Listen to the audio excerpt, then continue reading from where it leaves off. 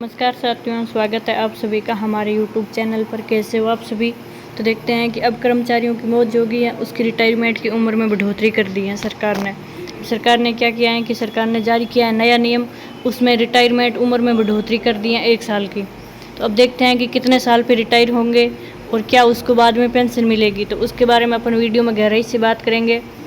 चलते हैं आगे, अपन वीडियो में बात करते हैं डिटेल के बारे में। रिटायरमेंट एज लेटेस्ट न्यूज़ है। तो हिमाचल प्रदेश सरकार के द्वारा स्कूल के टीचरों की रिटायरमेंट की उम्र को 1 साल बढ़ा दिया गया है। ऐसे में यदि आप भी हिमाचल प्रदेश में शिक्षक हैं तो आपके लिए बहुत ही महत्वपूर्ण खबर सामने आ रही है, क्योंकि राज्य के मुख्यमंत्री के द्वारा प्रदेश में शिक्षकों की रिटायरमेंट की उम्र को बढ़ा दिया गया है। इसकी घोषणा 15 अगस्त को राज्य में की गई थी। अब रिटायरमेंट की उम्र बढ़ी है, कितनी की है कि आपको बता दें, शिक्षकों की रिटायरमेंट की उम्र को बढ़ा दिया गया है और यानी 1 साल उम्र में वृद्धि की गई है। इसका लाभ विशेष तौर पर हिमाचल प्रदेश के सरकारी स्कूलों में शिक्षक के तौर पर काम करने वाले स्कूल के शिक्षकों को मिलेगा। इस नियम को लागू करने का प्रमुख मकसद राज्य में शिक्षकों की जो कमी हो रही है उसकी पूर्ति होगी। अब इस फैसले से संस्थानों को सत्र के माध्यम में शिक्षकों की कमी का सामना नहीं करना पड़ेगा। आपकी जानकारी की बता दें कि इस नियम को लागू करने के बाद शिक्षा और शैक्षणिक योजना बाधित भी नहीं होगी।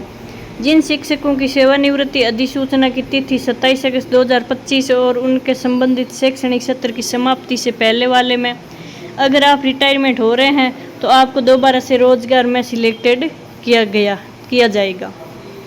शिक्षकों को क्या क्या लाभ मिलेगा वो भी देख लेते हैं कि इस नियम के तहत शिक्षकों को प्रत्येक महीने एक निश्चित वेतन दिया जाएगा, जिसका कैलकुलेशन उनके अंतिम वेतन और उन्होंने पूरा पेंशन प्राप्त किया है उनके बीच में आधार पर किया जाएगा। इसके अलावा ग्रेजुएट अवकाश के अंतिम सम्मान है, निधि और पेंशन कम्युनिकेशन जैसे सभी नियमों का लाभ उनको मिलेगा।